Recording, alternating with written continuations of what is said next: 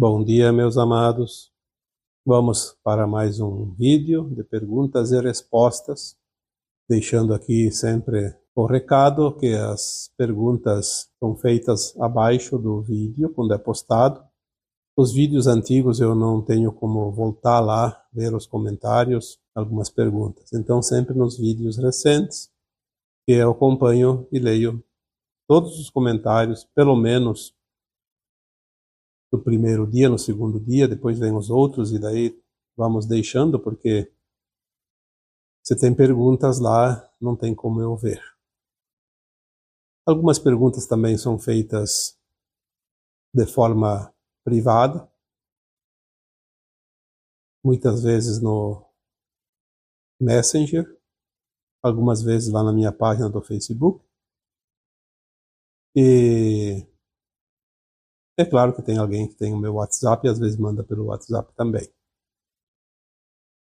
Hoje nós vamos aqui responder mais algumas perguntas e vamos começar com a primeira. Os senhores do karma são reais ou não?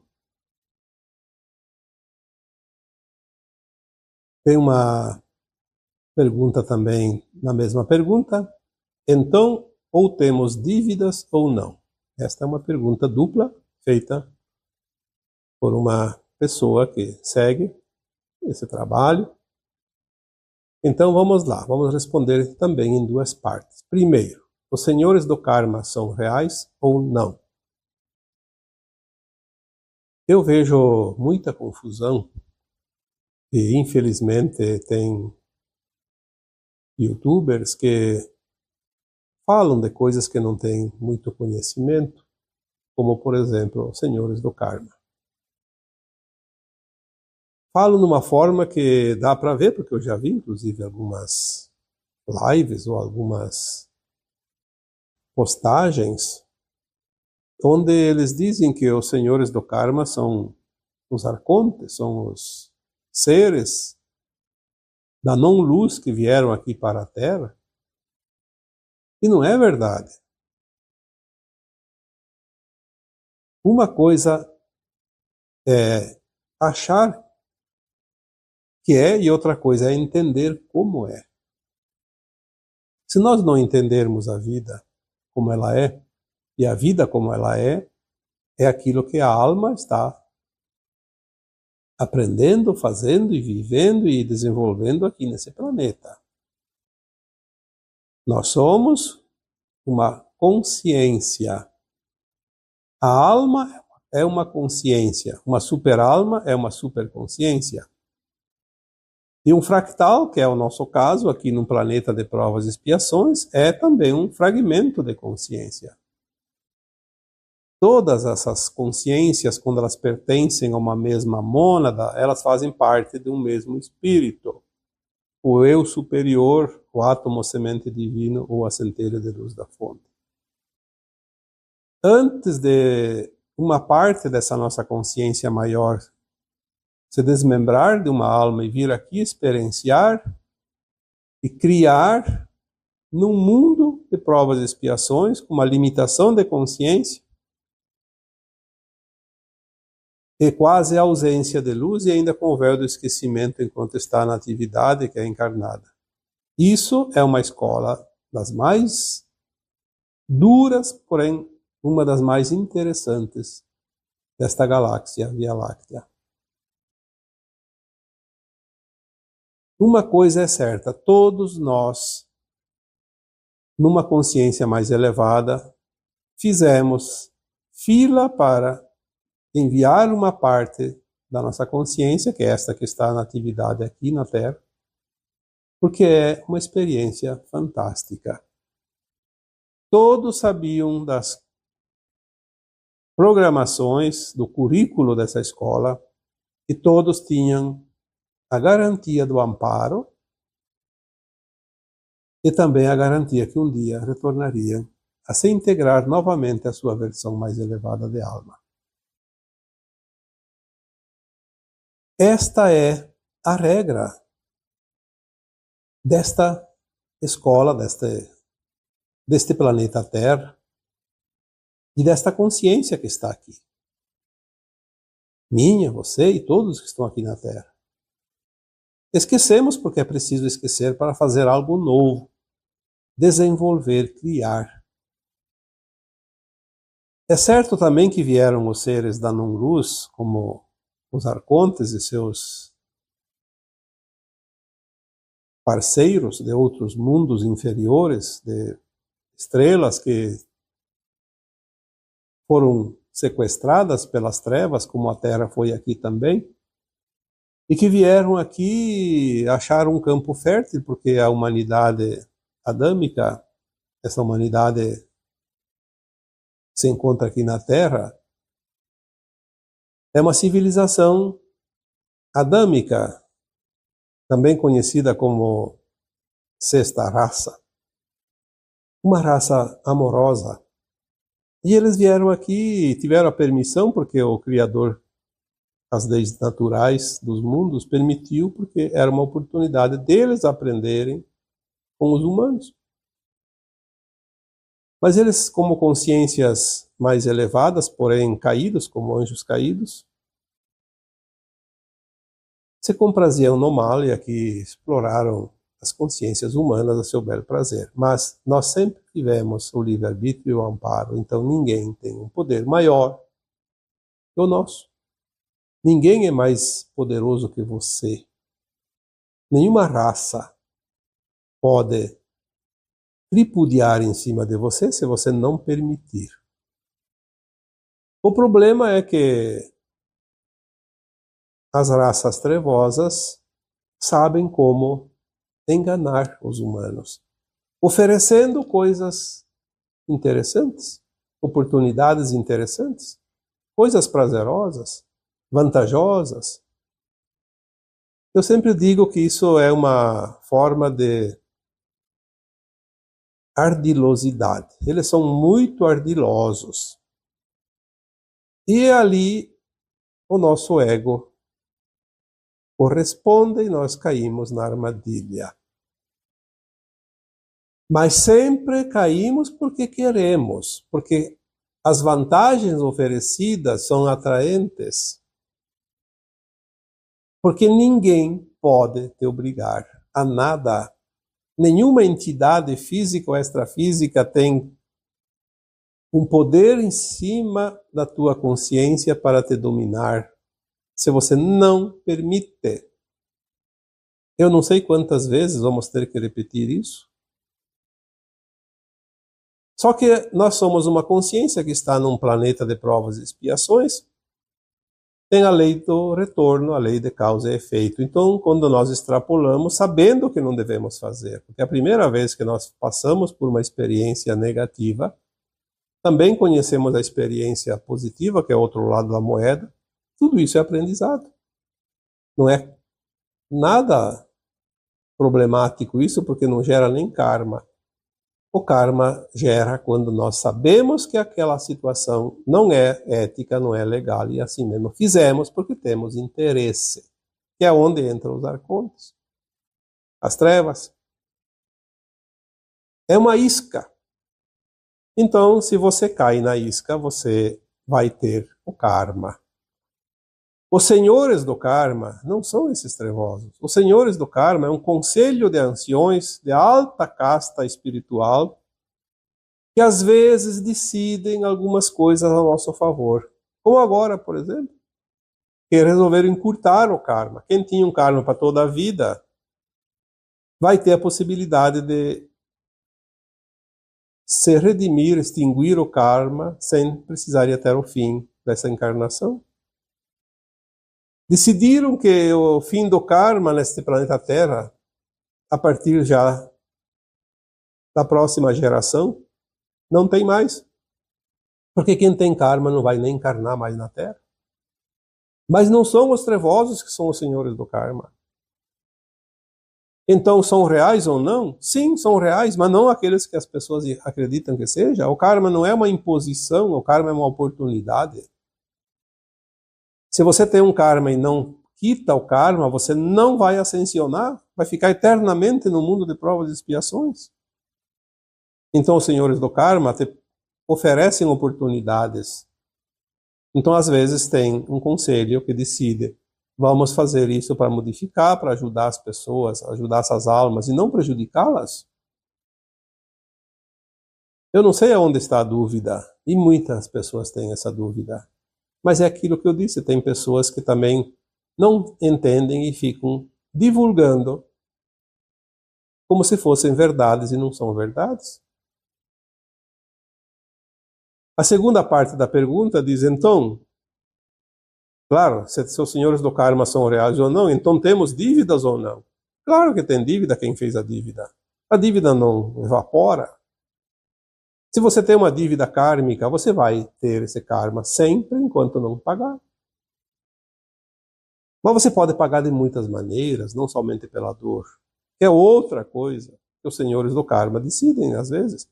Vamos oferecer oportunidades. Quem sabe aquela alma consegue fazer outras atividades, como uma missão, por exemplo, e não precisa passar pelo karma, que é a dor, o resgate.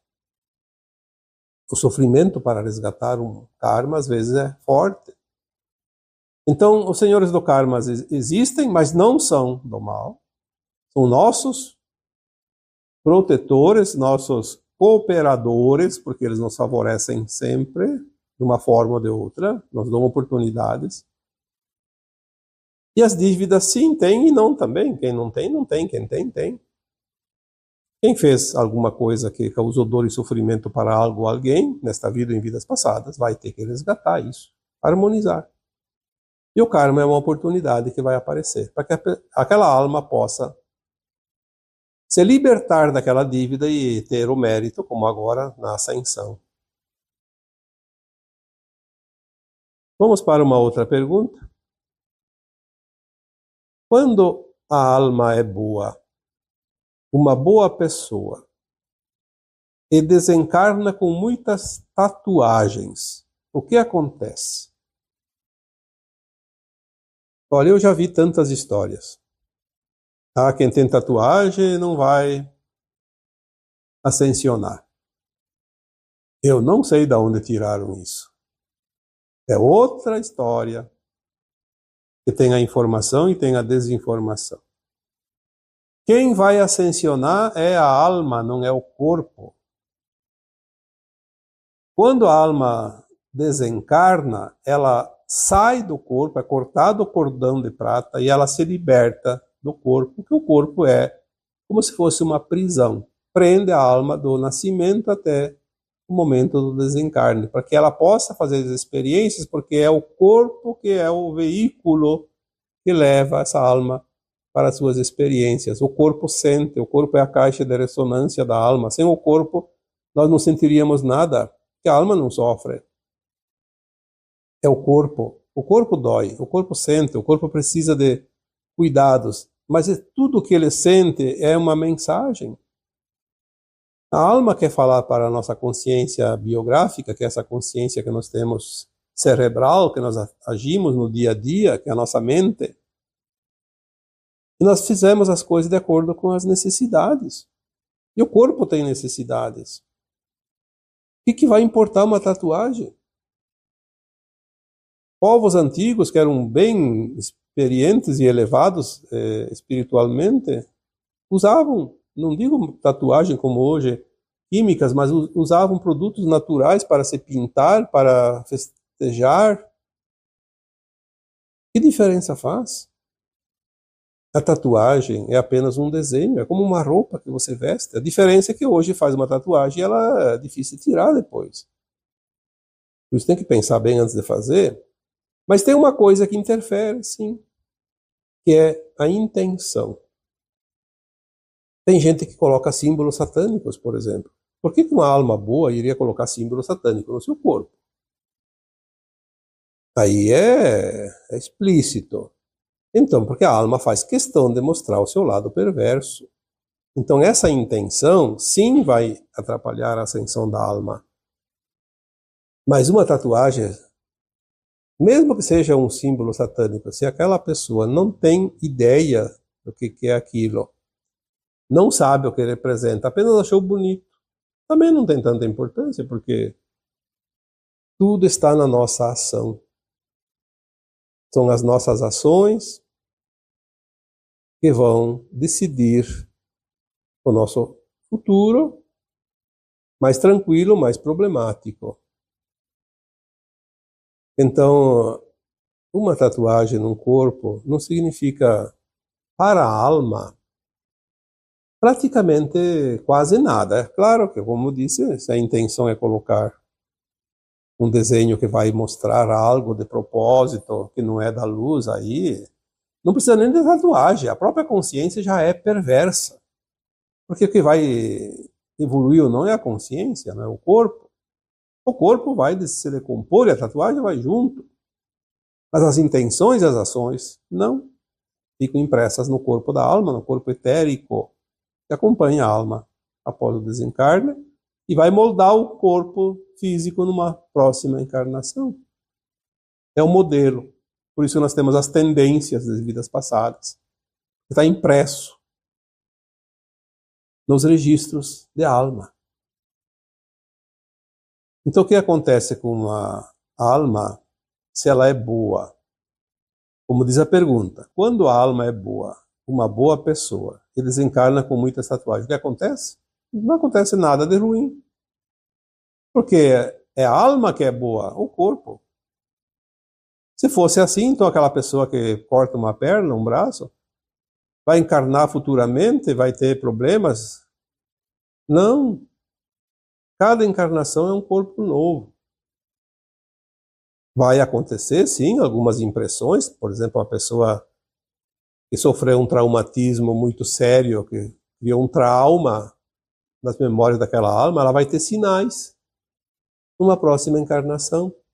A pessoa que se suicida, por exemplo, através de uma ferramenta, uma arma, ou mesmo de um veneno, vai ter problemas no corpo, naquela região que foi afetada.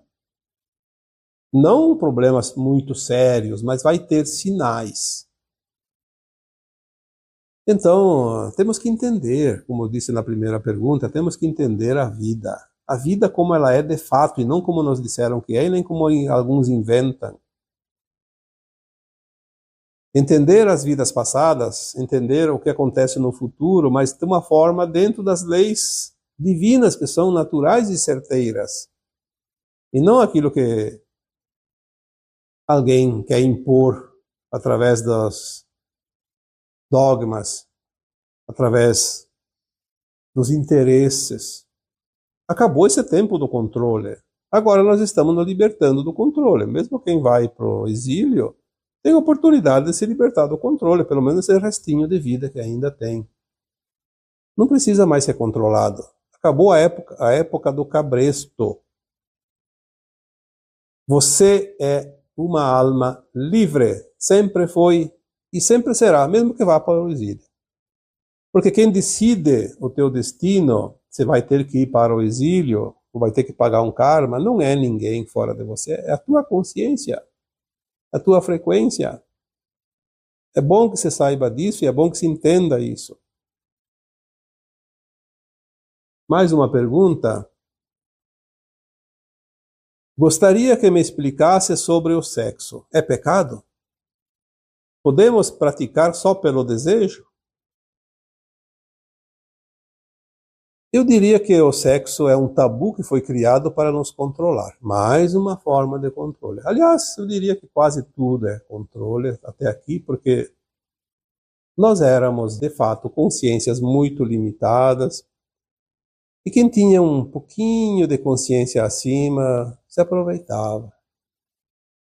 Essa consciência acima veio junto com os arcontes. Eles tinham consciência de dimensões de quinta, sexta, sétima.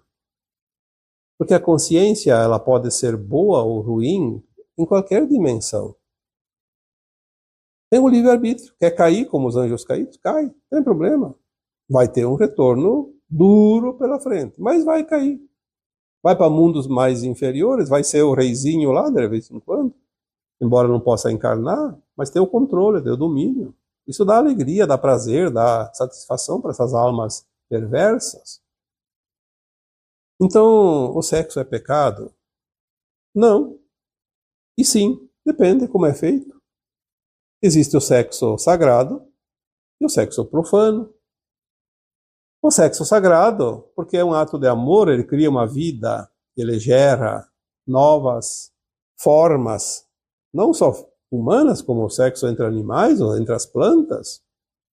O sexo é a energia da criação. Por isso é uma energia poderosíssima. Como vai haver pecado? Então não se pode criar nada? A Terra seria um planeta estéril. O sexo sagrado é muito valioso e é também prazeroso, porque ele é uma comunhão de duas almas que comungam um mesmo objetivo, um mesmo desejo. Que mal tem fazer sexo? Se um casal gosta, dá prazer, quer fazer todo dia, não tem problema nenhum. Onde está o pecado? Agora, tem muitas almas encarnadas que são adeptas do sexo profano, de várias maneiras. Primeiro, explorando alguém. Isso chama-se rufianismo. Explora outra pessoa sexualmente. Ganha dinheiro em cima do sacrifício da outra pessoa. Escraviza. É como qualquer outro trabalho escravo. Só que muito pior, porque o sexo não é um trabalho, apenas um trabalho, é uma entrega e é uma humilhação para quem tem que fazer, praticar sem amor. Tem aquele que pratica por satisfação egóica, abusa, então aí é o abuso, também é profano. Porque se a outra pessoa não está querendo, não está desejando, forçar a outra, mesmo sendo casado, o sexo não é sagrado. Tem que se respeitar o desejo, a vontade. É como obrigar alguém a comer algo se não quer comer. Não precisa. Está com a barriga cheia ou não gosta daquele alimento. Isso é um abuso. Então, temos que ter cuidado em analisar as duas faces da mesma moeda. Sexo sagrado, sexo profano. Agora, duas pessoas se encontraram, não são casados, não tem nada, mas resolveram praticar o sexo. Mas se os dois estão com desejo e se unem numa união amorosa, quem que diz que tem que estar casado para fazer um sexo sagrado? É claro que tem os costumes, as leis dos homens, os conceitos, as tradições. Então, se uma pessoa está comprometida com outra, como se diz, e a outra pessoa é traída, ela vai ficar magoada. Então, aí tem que entender que tem que se comportar. Se quer fazer sexo com outras pessoas, então saia do compromisso, liberte a outra pessoa também e faça o que quiser da tua vida. Então, aonde há o limite? Não sei se existe um limite. Eu acho que o limite seria a decência, o bom senso, a ética, a moral. Tem povos, por exemplo, que casam, formam famílias, mas tanto o homem quanto a mulher estão livres para, se tiver desejo e oportunidade e satisfação realmente prazerosa, praticam sexo, ato sexual com outras pessoas e não há problema nenhum, mas aí todos concordam. É um costume daquela civilização, daquela comunidade. Existe isso sim aqui na Terra, agora, hoje. Mas a maioria segue esse costume tradicional. Então, respeite as pessoas. O respeito está acima do desejo. O desejo nem sempre podemos saciar. Você vai passar lá no supermercado e vê lá umas guloseimas lá que estão à venda, mas você não pode comprar, e você vai lá e come tudo só porque tem desejo, não pode. Existe o bom senso, a responsabilidade, a ética. Então, podemos praticar o sexo só pelo desejo? Depende. Se os dois desejam e estão estão livres, descompromissados, não têm responsabilidade. Então, o que impede? Tudo pode com responsabilidade e nada pode de forma irresponsável. Isso não é só o sexo, qualquer outra atividade. O sexo não é pecado. Quem criou a tarja de sexo que é pecado foram as religiões. E tem uma causa, tem um porquê. Não vou aqui colocar porque cria muita polêmica, mas foram as religiões que disseram que o sexo é pecado. Sexo nunca foi pecado. Se fosse pecado, nem o Jesus Cristo teria filhos, porque dizem as informações que Maria, mãe de Jesus Cristo, concebeu sem a conjunção carnal com o José. Ela engravidou porque o Cristo era uma alma muito elevada, ele era um avatar, ele se corporificou no ventre de Maria, ele não foi gerado pelo espermatozoide e pelo óvulo, como todos aqui ainda nascem, como é conhecido. É o futuro. Ele mostrou o futuro. O futuro, na verdade, o futuro nem vai ser assim, vai se corporificar já adulto. Mas é uma forma de entender que isso já foi possível há 2000 anos. Então, o pecado não é. Pelo contrário, é sagrado. Deveria ser, ao menos. Só não é sagrado quando é profano, porque não é feito com as regras da ética e da moral. Mais uma pergunta? Poderia dizer qual a sua religião? Pela sua mediunidade, é espírita? Bom, eu não gosto de falar de mim, porque quando eu falo para vocês, eu gosto de falar de vocês para vocês. Porque eu estaria prestando um serviço para vocês quando eu trago informações que interessam a vocês e não a mim. A minha religião, a minha forma de vida, tudo é coisa que diz respeito apenas a mim mesmo.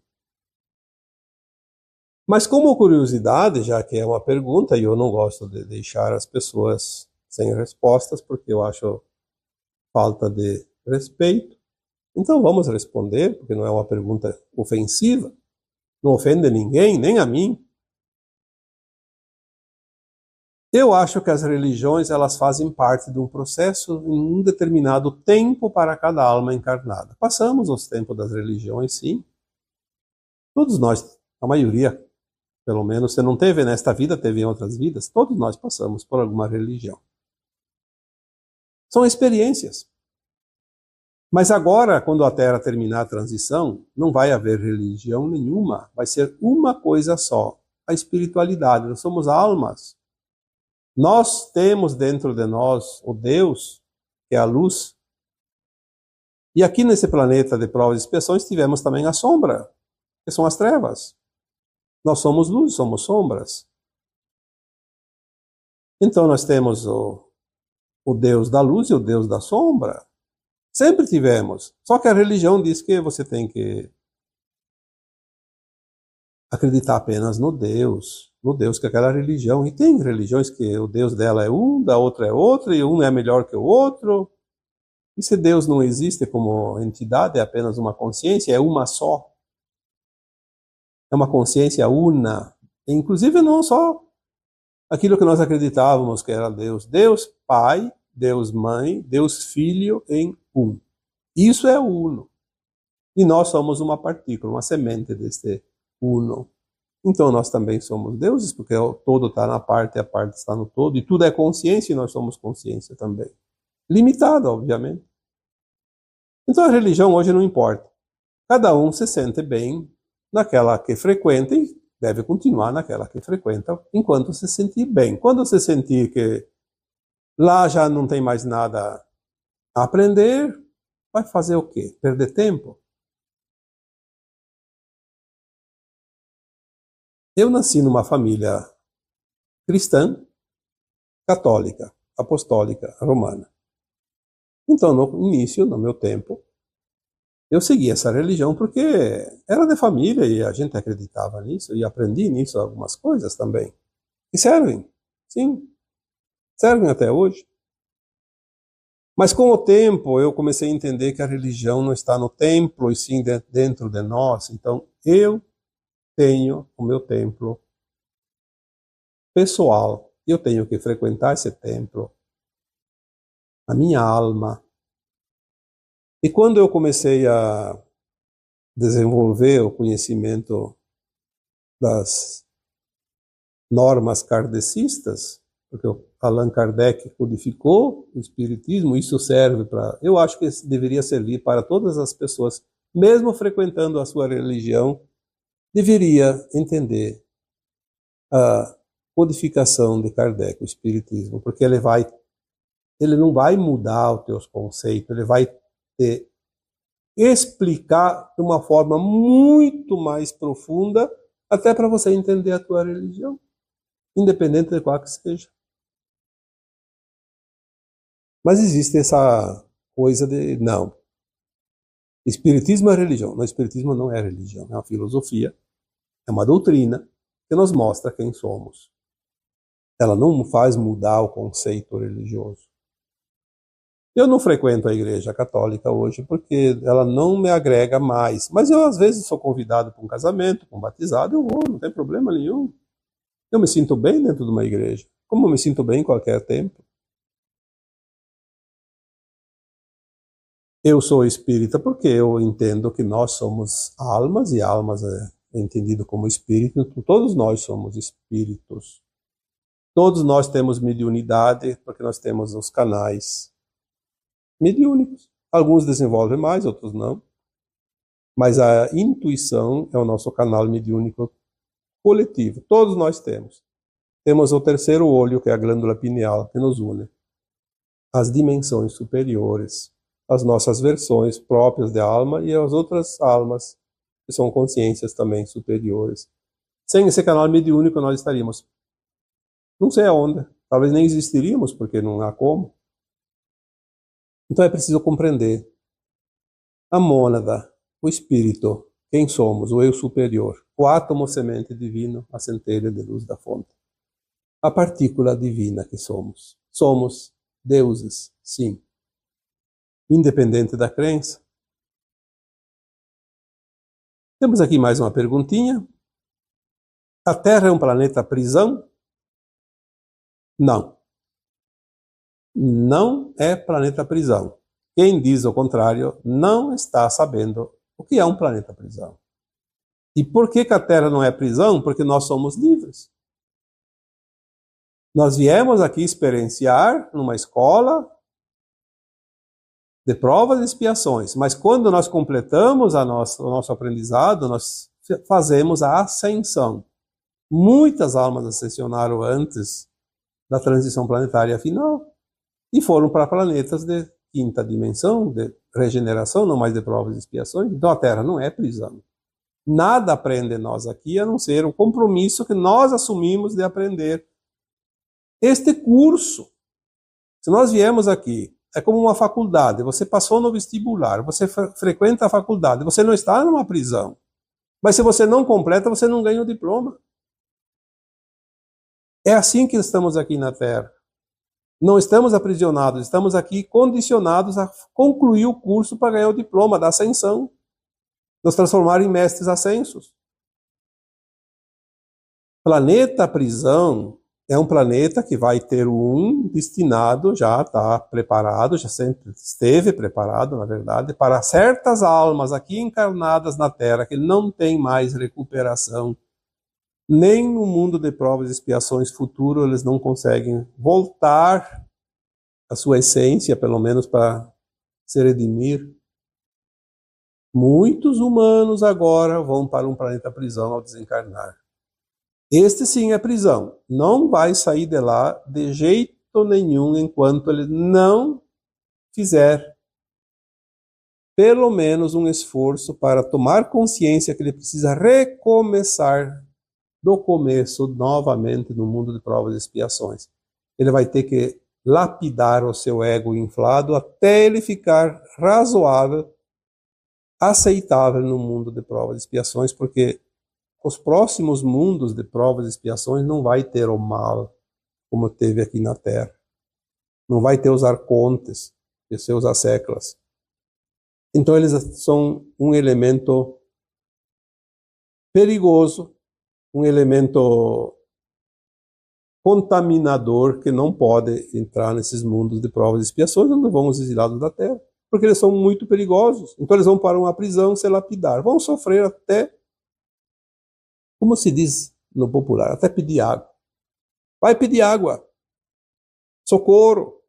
Aí vai ter um conselho, sim, de anciões, como se fosse os senhores do karma, e vão dizer: agora você está pronto para começar de novo, no mundo de provas e expiações, como era a Terra há milhões de anos atrás, anterior à idade da Pedra Lascada. Um planetinha bem atrasado, vai lá desenvolver, vai lá ajudar, vai aprender as lições que não quis aprender aqui na Terra. Então existem esses planetas prisões, sim, mas a Terra não é um planeta prisão, porque tem o livre-arbítrio, a liberdade, cada um sai quando quiser. Claro que tem as portas. Não vai poder explodir as paredes, vai ter que sair por uma porta. O portal tem o tempo da ascensão ou do exílio. Agora tem o tempo final dessa transição planetária, então vai se definir quem sobe e quem não sobe. Para finalizar aqui, uma pergunta que é feita muitas vezes, e essa semana aqui, hoje mesmo, eu vi muitas perguntas. Cremar ou enterrar os corpos? É outra polêmica. Ah, não pode cremar porque a alma vai sofrer ver o corpo sendo queimado.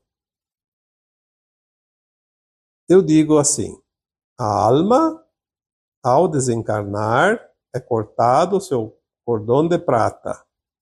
Existe. Eu já falei uma vez sobre o anjo da guarda.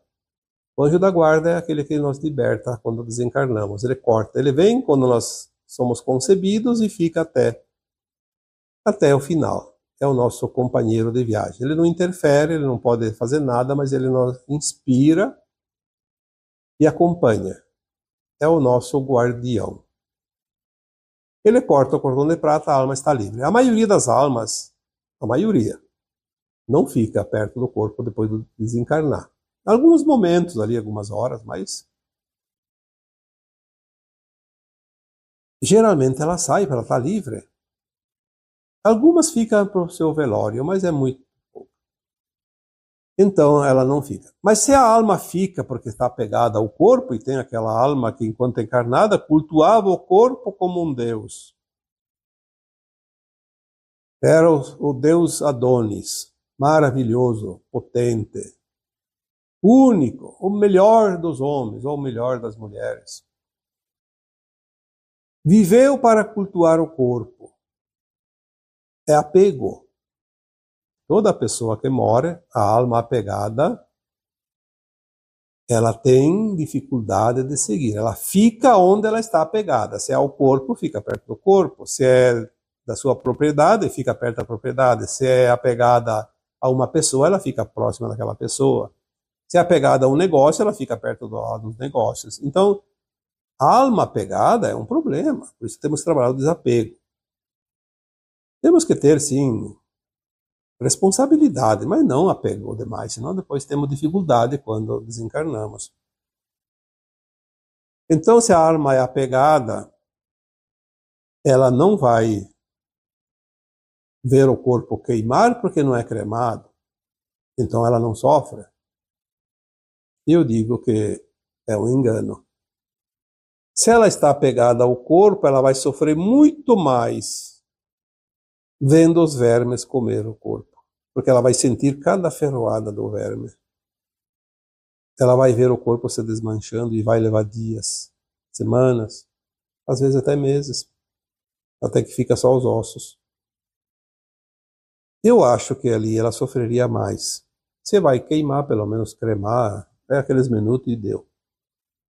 Mas, pelas leis divinas, o corpo é apenas a embalagem que a alma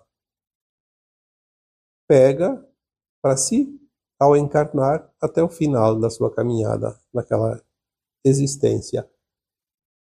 O que faz com o corpo não tem importância nenhuma.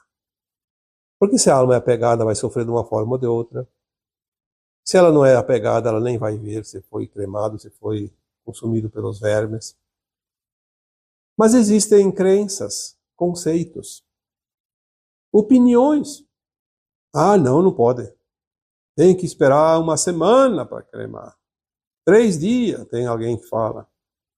Então tinha que dizer o porquê que tem que esperar tanto. Ah, porque a alma pode estar ainda encarnada? Não. Se o médico atestou óbito, a alma não está mais ali. Antigamente, quando não tinha médicos, tinha pessoas que sofriam mal súbito e demoravam muito para voltar, às vezes 1 dia ou 2, enterravam vivos. Isso acontecia, porque não tinha os meios que tem hoje para testar o óbito. Aí inventaram aquele tal do gongo. O gongo era um dispositivo que era uma cordinha amarrada no dedo do morto e que saía para fora do caixão e para fora do túmulo. E tinha um sininho.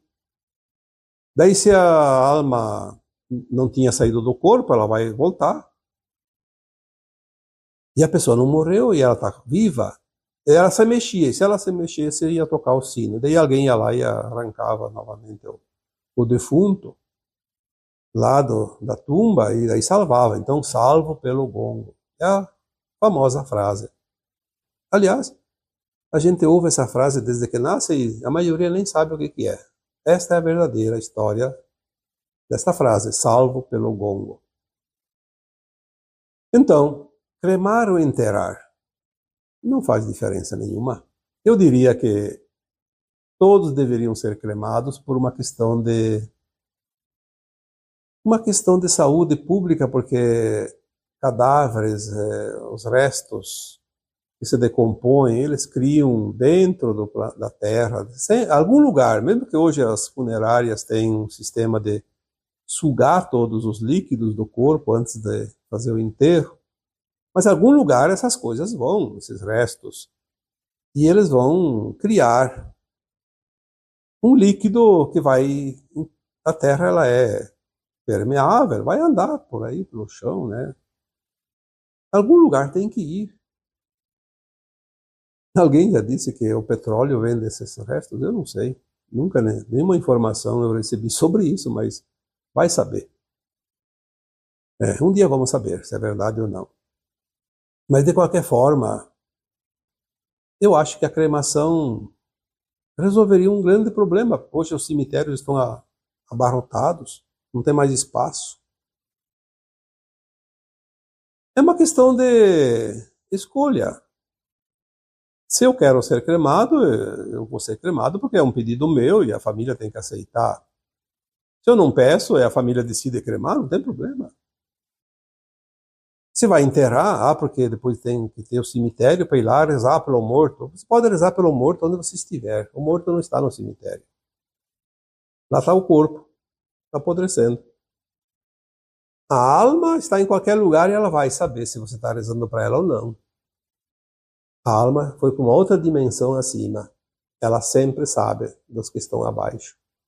Ela vai ficar feliz quando alguém lembra dela, carinhosamente, não rezando com tristeza e lamentando a ausência. Quando lembra os bons momentos vividos, a alegria de ter tido a oportunidade de conviver por um tempo com aquela pessoa. É como uma visita que chega à tua casa, uma visita esperada, fica 2, 3 dias, você fica feliz, depois ela vai embora, você não vai lamentar, se descabelar por causa disso.